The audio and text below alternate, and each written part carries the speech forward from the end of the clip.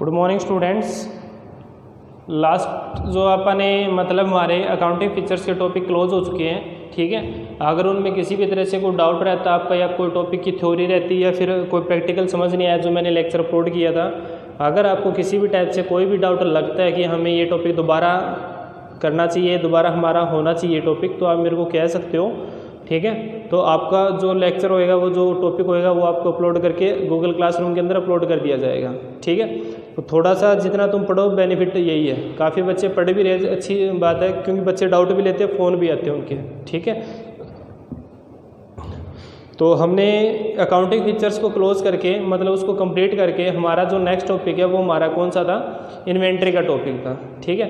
Inventory के अंदर जो हमने पहला टॉपिक उठाया था मेंटेन प्राइस लेवल का टॉपिक उठाया था, ठीक है। कौन सा था उसमें? मेंटेन प्राइस लेवल का था। अब जो आज का हमारा टॉपिक रहेगा वो रहेगा purchase order and sell order, ठीक है। जो हमारा आज का टॉपिक रहेगा वो रहेगा purchase order and sales order का रहेगा, ठीक है भाई। अब आपको ये भी पता है कि जैसे आप क्या करते हो, ऑनलाइन करते हो कोई ट्रांजेक्शन, मतलब आपने कोई चीज़ ऑनलाइन ऑर्डर कर ली, कोई स्नैपडील है, फ्लिपकार्ट, अमेजोन, जो भी है, ठीक है। जब आप उससे क्या करते हो, ऑनलाइन ऑर्डर करते हो, तो ऑनलाइन ऑर्डर करने के बाद भाई आपका क्या होता है? परचेज ऑर्डर होता है। भाई आप परचेज कर रहे हो तो अगला जो सेल कर रहा है तो उसका कौन सा ऑर्डर होता है? सेल्स ऑर्डर होता है, ठीक है। तो इसी टॉपिक को हम शुरुआत करते हैं। ये जो हमारा टॉपिक है वो कौन सा है? इन्वेंट्री का टॉपिक है हमारा, ठीक है। और इन्वेंट्री कौन सा है? ये इन्वेंट्री फीचर्स, और जिसकी मैंने आपको शॉर्टकट भी बताई थी, क्या होती है? F11 देन F2, ठीक है। आज का जो हमारा टॉपिक है वो कौन सा है? परचेज एंड सेल्स ऑर्डर का है, परचेज एंड सेल्स ऑर्डर, ठीक है। एक क्या होता है? परचेज ऑर्डर होता है, एक हमारा क्या होता है? सेल्स ऑर्डर होता है। तो इसकी जो शॉर्टकट होती है परचेज ऑर्डर, और एक क्या होता है? Sales order.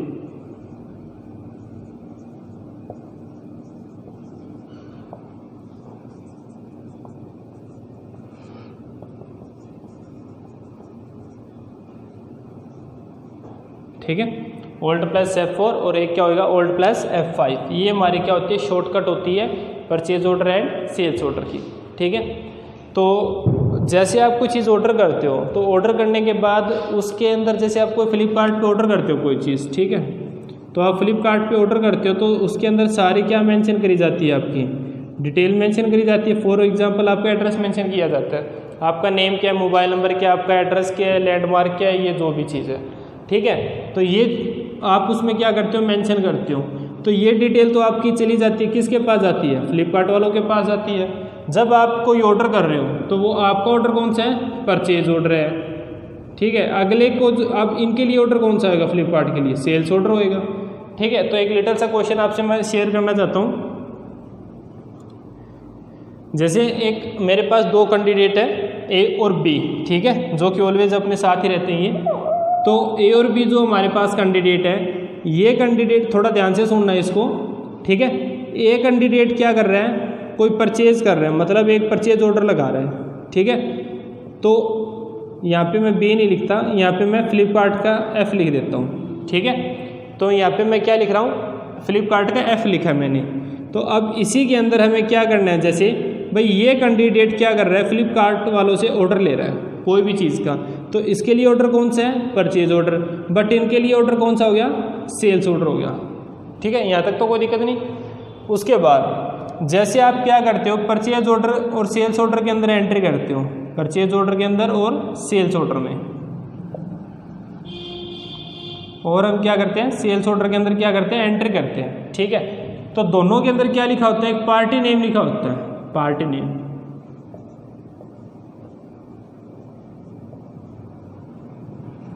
दोनों में क्या लिखा होता है?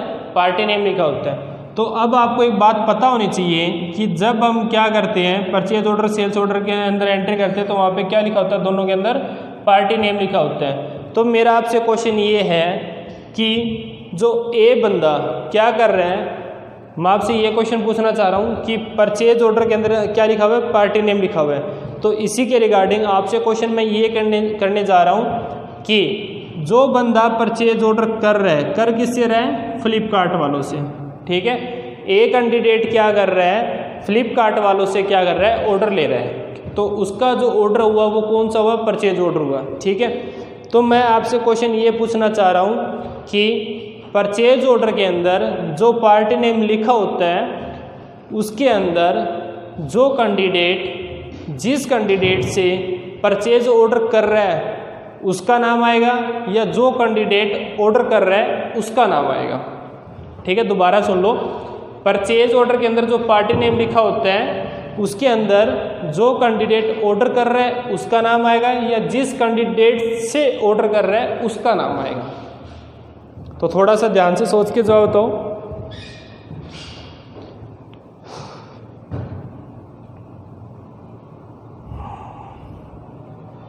तो जो कैंडिडेट ऑर्डर कर रहा है उसका नाम किस में आएगा? परचेज ऑर्डर में। और जिस कैंडिडेट से ऑर्डर कर रहा है तो उसके लिए ऑर्डर कौन सा हो गया? सेल्स ऑर्डर हो गया, तो उसका नाम किस में आएगा? सेल्स ऑर्डर के एंट्री में आएगा। ठीक है, तो कई बार कैंडिडेट जो स्टूडेंट्स होते हैं वो क्या जवाब देते हैं कि जिस कैंडिडेट से ऑर्डर कर रहा है उसका नाम आएगा। उसके लिए तो सेल्स ऑर्डर हो गया, हमारे लिए तो परचेज ऑर्डर है। तो हमारे अकॉर्डिंग अगर परचेज ऑर्डर है तो हमारे अकॉर्डिंग क्या आएगा कि परचेज ऑर्डर के अंदर जो पार्टी ने वो उसमें हमारा नाम आएगा, प्लस सेल्स ऑर्डर के अंदर जो बंदा सेल कर रहा है उसका क्या आएगा? नाम आएगा उसमें। ठीक है, उसके अकॉर्डिंग उसका नाम आएगा ये। ठीक है, तो थोड़ा सा इन पॉइंट्स को लेके ध्यान में चला करो। ठीक है, अब एक बात और आपसे मैं शेयर करना चाह रहा हूँ। जैसे ही क्या किया, इस कैंडिडेट ने परचेज ऑर्डर किया।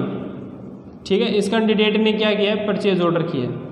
ठीक है, तो परचेज ऑर्डर करने के बाद आपको भी पता है डेज कितने होते हैं? 5 से 7 डेज़ के अंदर वो आपको रिसीव हो जाती है वो चीज़। क्या पता 5 डेज़ में या 4 डेज़ में ही हो जाए, बट जो शिपिंग डेज होते हैं लास्ट जो होते हैं वो कितने होते हैं? 7 डेज़ होते हैं हमारे भाई। 7 डेज़ के अंदर आपको मिल जाएगी वो चीज़।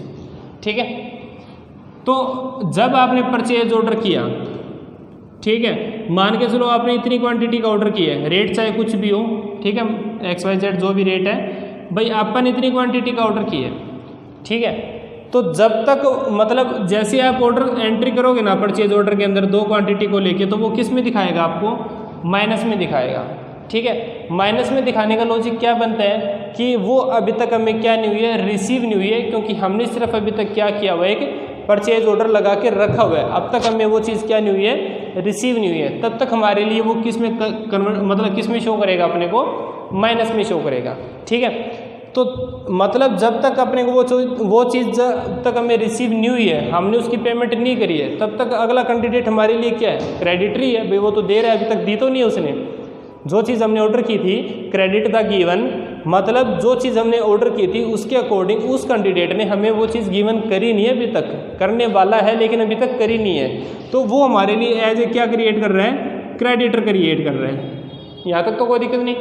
ठीक है, और मान के चलो जब वो चीज़ रिसीव हो जाएगी आपको, जब आपको वो क्या हो जाएगा? रिसीव हो जाएगा।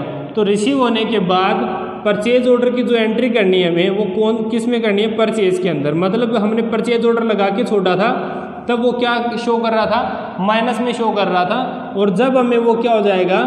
रिसीव हो जाएगा, तब हम सेम एंट्री ले लेंगे 2 क्वांटिटी के रेट के अकॉर्डिंग। तो जिसके अकॉर्डिंग वो किस में कन्वर्ट हो जाएगी? आपको पॉजिटिव में कन्वर्ट हो जाएगी। और जैसे ही आपको ये चीज़ मतलब रिसीव होती है, परचेज होती है, तो उसके बाद आपको उसी की क्या करनी है? पेमेंट करनी है। और पेमेंट करने के बाद जो आपको पहले नेगेटिव में दिखा रहा था, जो आपको परचेज ऑर्डर के अंदर जो चीज़ आपने ऑर्डर की थी वो नेगेटिव में दिखा रहा था, तो बाद में जाके वो चीज़ क्या हो जाएगी? वहाँ पे पॉजिटिव में प्लस में कन्वर्ट हो जाएगी आपकी।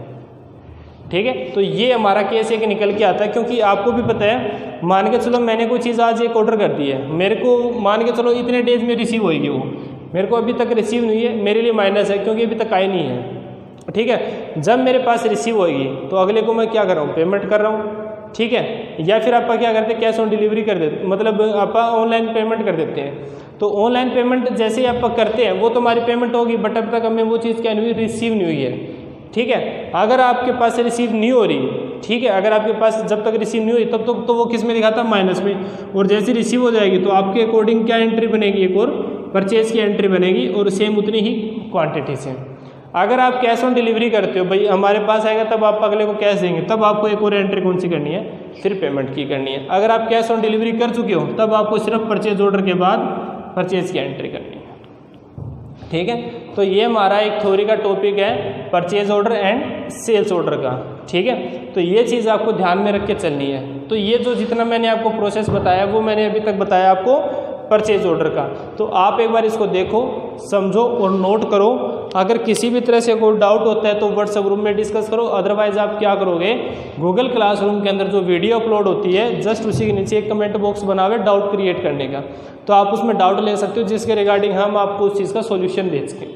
कई बार क्या होता है, जैसे मान के चलो मैं कोई चीज़ या ना बता पाया, ठीक है, क्या तो वो मेरे माइंड में नहीं, क्या तो वो क्वेश्चन तुम्हारे माइंड में आ जाए। जैसे तुम मेरे से क्वेश्चन शेयर करोगे, जैसे क्वेश्चन पूछोगे, क्या पता वो चीज़ मेरे को पता भी है और आपको मैं आंसर भी दे रहा हूँ और फिर मेरे को यहाँ पे भी बताना पड़ता है। फिर कई बार हम सिलेबस तो कंप्लीट करा जाते हैं, लेकिन जो रूटीन में चलता है ना, जो कई बार करा के मतलब थोड़ा सा बंदा समझ जाओ जो भी है, ठीक है, बंदा थोड़ा सा ये लगा लो कि वो चीज़ें पक जाता है उस चीज़ से, ठीक है। तो और भी वो ये सोचते हैं भाई मैं इसको ये कराऊँ वो कराऊँ और एडिशनल में कराऊँ। अब मान के चलो मैंने एक बैच को ये टॉपिक करा दिया, ठीक है, थ्योरी करवा दिया, आज मेरे पास अगला बैच चल रहा है, ठीक है, उसका ये टॉपिक 2 दिन बाद आया, जैसे क्या पता मैंने उनको कोई एडिशनल बात बता दी हो जो मेरे को ये नहीं पता कि मैंने इनको ये बताई है नहीं बताई। तो कई बार वो चीज़ें हो जाती है, ठीक है, तुम भी डाउट लेते हो, अच्छी बात है, तुम डाउट के अकॉर्डिंग हम आपको जब आंसर देते हैं तो वो चीज़ हमें भी सीखने को मिल जाती है कि हमने वो चीज़ बताई क्यों नहीं इनको, ठीक है। तो थोड़ा सा आप इनको एक बार देखो, नोट करो। ये हमारा जो पूरा केस था वो परचेज ऑर्डर का था। अब जस्ट उसी के बाद हमारा जो कौन सा केस निकल के आएगा सेल्स ऑर्डर का, वो मैं आपको बता दूंगा, ठीक है, चेक करो इसको।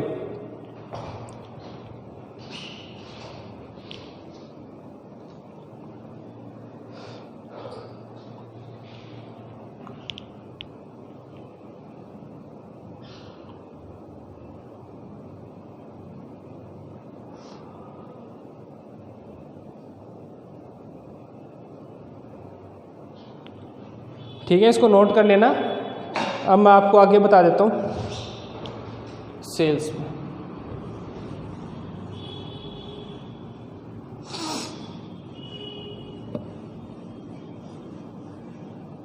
आपका जैसे ये सारा कंप्लीट हो जाएगा ना, टैक्सेशन भी हो चुका है, इन्वेंट्री अकाउंटिंग हो चुका है, लास्ट आपको जो चल रहा है इन्वेंट्री चल रहा है, ठीक है। इनके बाद मैं आपको एक शॉर्टकट की लिखूंगा, 70 शॉर्टकट की है, उनको हर एक को यूज़ करके देखना भी वो कहाँ किस ऑप्शन में यूज़ हो, ठीक है। अब आप डिस्कस करते हैं सेल्स ऑर्डर का, ठीक है। तो सेल्स ऑर्डर का हम डिस्कस करते हैं, इसकी शॉर्टकट क्या होती है, ओल्ड प्लस F5 होती है, ठीक है। और परचेज ऑर्डर की क्या होती है, ओल्ड प्लस F4 होती है, ठीक है। तो जैसे हमने परचेज ऑर्डर लगाया, ठीक है, अगर मान के चलो इस कैंडिडेट ने इस फ्लिपकार्ट वालों को क्या किया है, परचेज ऑर्डर किया है, तो उनके लिए ऑर्डर कौन सा हो गया, सेल्स ऑर्डर।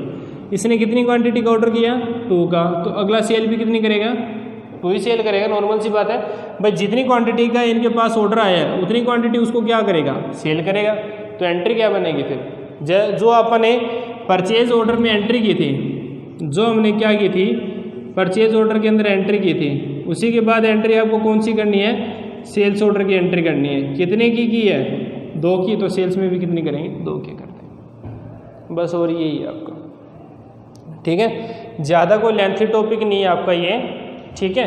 बट ये है कई बार जैसे आप कोई ऑर्डर कर देते, कोई माल ऑर्डर करके छोड़ देते, भाई हमने मंगवा लिया, ठीक है। एक बार एक स्टूडेंट काम कर रहा था कहीं पे, तो उसने अकाउंटेंट ने उसे एक बात पूछ ली कि परचेज ऑर्डर और सेल्स ऑर्डर की एंट्री होती है, तो अगले ने एक ही जवाब दिया कि सर नहीं होती, ठीक है। एंट्री होती है, ट्रांजैक्शन सारी होती है, ऐसी बात नहीं है, ठीक है।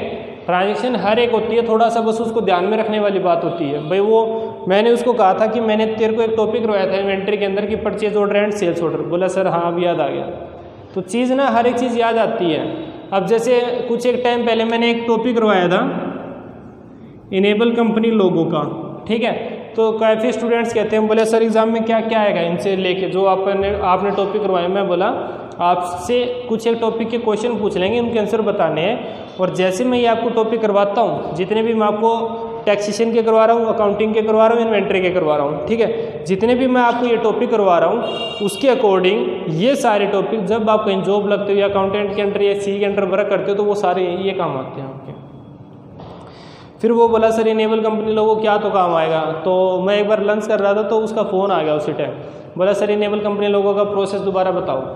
तो वो चीज़ कहीं ना कोई छोटा से छोटा जो टॉपिक होता है ना वो कहीं ना कहीं काम दे जाता है, ठीक है। तो जैसे आपका जो परचेज ऑर्डर के अंदर एंट्री करेंगे, सेम एंट्री किसकी बनेगी, आपकी सेल्स ऑर्डर की एंट्री बनेगी। जितनी वो परचेज का ऑर्डर किया था, जितनी हमने क्वांटिटी का ऑर्डर किया था, उतनी वो अगला क्या करेगा, अपने को सेल करेगा। तो उसी के रिगार्डिंग आपको सेम एंट्री किस में करनी है, सेल्स ऑर्डर में करनी है, ठीक है। लेकिन एक बात मैं बता देता हूँ, अगर मान के चलो आपने ऑर्डर किया 5 दिन में आएगा, अगला सेल भी कितने, मतलब यहाँ से निकलेगा तभी तो 5 दिन में आएगा, 5 दिन के अंदर वर्किंग होती है इनकी, ठीक है। तो जैसे वो चीज़ वहाँ से निकल लेती है, तो 5 दिन की जो वर्किंग होती है, तो उसके अकॉर्डिंग जैसे उसके पास पहुँच जाएगा, तो उसकी एंट्री किस में बनेगी, परचेज ऑर्डर के बाद परचेज की एंट्री बनेगी। और आप इसको तो रिसीव होगा तो परचेज की एंट्री बन गई। आप अगर आपने उसको सेल कर दिया है, उसके पास पहुंच गया, तो आपके अकॉर्डिंग कौन सी एंट्री बनेगी, सेल्स की ऑर्डर बनेगी, ठीक है। अगर उसने ऑनलाइन पेमेंट करी हुई है तो आपको पेमेंट और एंट्री करने की जरूरत नहीं है। अगर वो कहता है कि मैं कैश ऑन डिलीवरी करना चाहता हूँ, भाई मैं जब मेरे को चीज़ परचेज होएगी, रिसीव होएगी, तब मैं क्या करूँगा, एंट्री पेमेंट की करूँगा, ठीक है। तो वो इसके रिगार्डिंग एंट्री कौन सी करेगा, पेमेंट की एंट्री करेगा, ठीक है। और यहाँ पे जब वो सेल कर रहा है, उसको जब सेल हो जाएगी, उसको क्या मिलेगा बाद में, कैश तो मिलेगा, तो एंट्री कौन से वाउचर में होगी, रिसिप्ट की, ठीक है। अगर वो परचेज ऑर्डर करने के बाद जब उसको रिसीव हो जाता है तो परचेज में एंट्री कर दो, बाद में वो उसको क्या कर रहा है, पेमेंट कर रहा है, तो यहाँ पे क्या कर देंगे, पेमेंट की एंट्री कर देंगे। जब वो सेल ऑर्डर लगा रहा है, तो जैसे ही अगले के पास सेल हो जाती है, वो चीज़ पहुंच जाती है, तो उसके अकॉर्डिंग वो एंट्री कौन सी बनेगी, सेल्स की बनेगी। और सेल्स की एंट्री बनने के बाद जब वो पेमेंट करेगा, तो कैश रिसीव किसको होगा, फ्लिपकार्ट वालों के, जिन्होंने सेल किया था। तो इसके पास जब कैश रिसीव होएगा तो एंट्री कौन सी बनेगी, रिसिप्ट वाउचर की बनेगी, ठीक है। तो ये आपका प्रोसेस है पूरा, परचेज ऑर्डर क्या होता है और सेल्स ऑर्डर क्या होता है, ठीक है। और ये हमारा जो है इन्वेंट्री का टॉपिक है, ये हमारी उसकी क्या होती है, शॉर्टकट होती है। अगर इसको अप्लाई करना है तो भी शॉर्टकट क्या है, F11 के बाद F2 है, ठीक है। इसके अंदर एक ऑप्शन मिलेगा, purchase order and sales order out processing, purchase order and sales order processing, उन दोनों ऑप्शन को हमें क्या करना है, यस करना है, ठीक है। एक बात, जो आपका जितना भी प्रोसेस चलेगा इन्वेंट्री का चलेगा, और कोई भी आपका जैसे टॉपिक करते हैं, कोई भी कंडीशन अप्लाई करते हैं, तो उसके लिए हमेशा शॉर्टकट क्या रहेगी, F11 के बाद F2 रहेगी आपको, ठीक है। तो आप इसको कर लो अच्छे से। जो भी इसमें किसी भी तरह से कोई डाउट लगता है तो आप डाउट ले सकते हो, और प्लस वीडियो देखा करोगे, ठीक है। तो जितना वीडियो देखोगे, जितनी कंप्लीट वीडियो देखोगे, वो तुम्हारा प्रॉफिट है, मेरा नहीं है उसमें, क्योंकि हमारा काम है करवाना है। तुम डाउट नहीं लोगे तो हम तो करवाते रहेंगे भाई।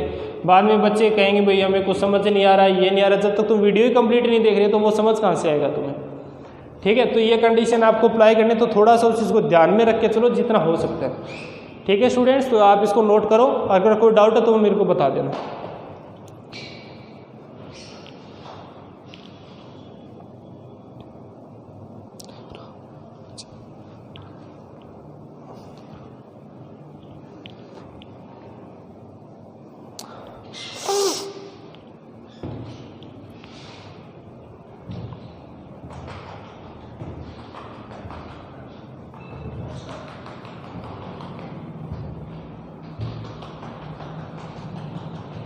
ठीक है, नोट कर लो इसको और अच्छे से समझ लो। और जो भी जिस भी तरह से कोई डाउट होता है तो आप मेरे को बता देना, तो आपको वो डाउट क्लियर हो जाएंगे, ठीक है।